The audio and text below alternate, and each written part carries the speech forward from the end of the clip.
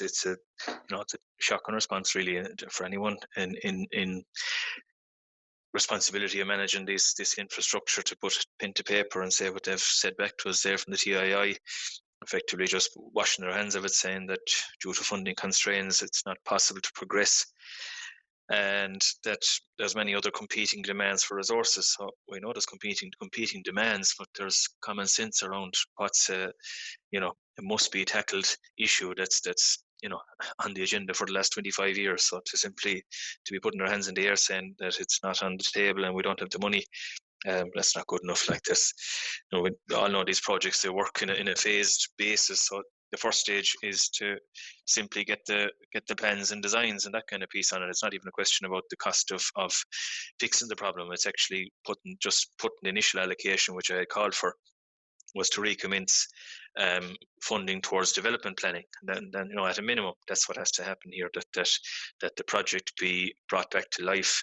put on someone's desk and get the required annual funding for a couple of years to do the detailed design and technical work that will be required to even put a plan in place to fix that disastrous section of road. We know that the overall cost would be large, and that's the secondary conversation when you figure out what the plan and what's required. But to simply put their hands in the air and say, no, not our problem, we're not looking at it, I think it's an awful shocking response, really.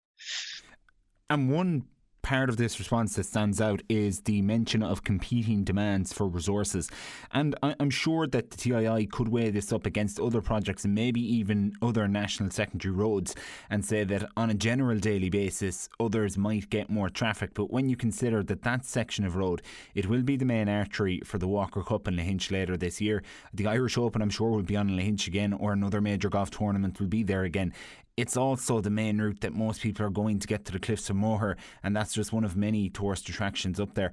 Like the traffic that this sees during the summer season, it's going to be as busy as any road in the country.